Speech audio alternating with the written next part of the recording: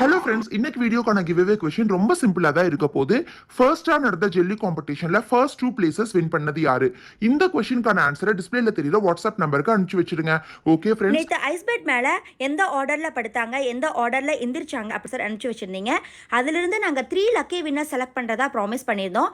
Chennai, Thiruvanmiyur, Rithvik Erode, Anushka Coimbatore. Hello friends, classic mini food சேனலில் இன்னும் நிறைய இன்ட்ரெஸ்டிங்கான வீடியோஸ், நிறைய இன்ட்ரெஸ்டிங்கான கிவ்அவேஸ் எல்லாம் வரப்போகுது.